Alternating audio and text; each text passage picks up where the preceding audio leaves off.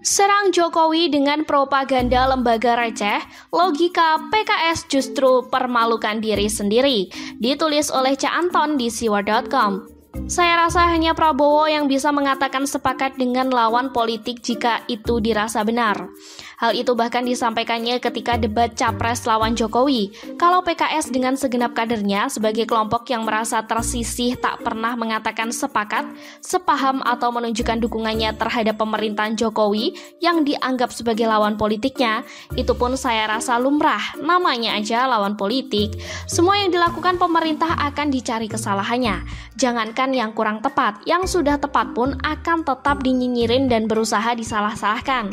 Oleh sebab itu tak jarang nyinyiran orang PKS yang mewakili karakter partainya justru berlogika salto, tidak masuk akal, sebab ada kesan dibuat-buat. Beberapa waktu lalu Jokowi marah pada para menteri terkait kinerja yang dianggap kurang tepat.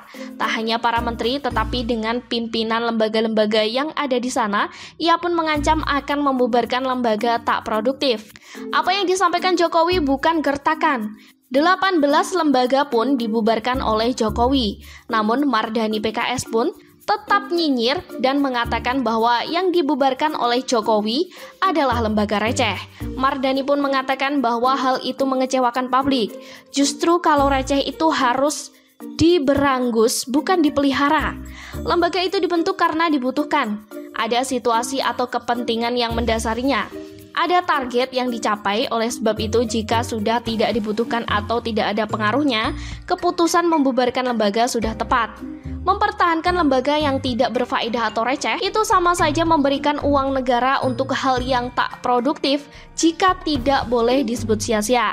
Kita ibaratkan seperti pohon yang justru kita harus sering memangkas dahan yang tak berguna supaya pohon dapat berbuah lebat. Sebab dahan tak berguna akan banyak menyerap nutrisi yang seharusnya digunakan oleh pohon untuk berbuah. Alhamdulillah PKS nggak masuk koalisi. Jika memang PKS itu menganggap diri sebagai partai dakwah, idealnya mampu mengatakan hal yang baik.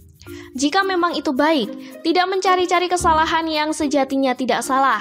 Saya rasa Mardhani dan orang-orang PKS yang kerap nyinyir itu nggak bodoh. Tetapi akal sehat mereka seperti digadaikan dengan nyinyiran Jokowi. Demi meraih simpati masyarakat yang masih ada sifat benci serta berkesampingan akal sehat dalam menilai segala sesuatu secara jernih. Seumpama orang-orang PKS itu sejatinya sudah tahu kalau hal itu baik, tetapi demi politik kekuasaan lalu mengkaburkan hal baik itu. Maka apakah salah kalau kita katakan bahwa apa yang mereka lakukan itu jahat? Melihat logika orang-orang PKS, saya sangat bersyukur mereka tidak masuk dalam pemerintahan Jokowi. Kalau disuruh memilih, hati saya masih mau menerima orang-orang PAN kecuali Amin Rais ketimbang harus menerima PKS untuk masuk koalisi pemerintahan Jokowi. Gak banyak yang bisa diharapkan dari PKS kalau kita mau menengok kembali ke belakang saat SBY selama 10 tahun merangkul PKS dan memberi posisi menteri, yang ada justru logika-logika konyol seperti internet cepat buat apa. Kita berharap dengan pecahnya kubu PKS bisa menjadikan belajar bahwa permainan logika salto seperti itu tak bisa dipertahankan dalam era modern yang serba transparan seperti saat ini. Upaya mendegradasi akal sehat akan sulit. Jikapun masih ada yang terpengaruh, maka tidak akan banyak. Tidak banyaknya peraih simpati bisa berdampak pada partai itu sendiri. Kalau istilah populernya menjadi partai gurem, pemilu ini PKS boleh jumawa karena masuk ambang batas meskipun tipis. Tetapi pemilu mendatang, saya rasa PKS akan berjalan tertatih karena ada pecahnya dari kader-kader PKS yang membuat partai baru.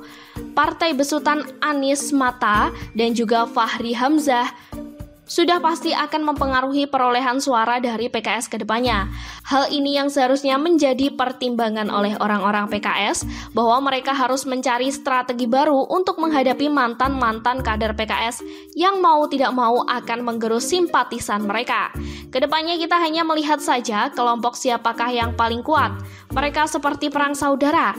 Padahal dari dulu PKS itu terkenal sebagai partai yang loyal pada pemimpinnya. Hampir semua kader atau simpatisan PKS satu suara tanpa perlu bertanya. Setiap perintah selalu disambut dengan siap gerak. Namun, sepertinya saat ini tidak. Sekian dulu berita hari ini, jangan lupa di like, komen, dan subscribe agar Anda tidak ketinggalan informasi menarik dan terupdate lainnya dari channel Daily News.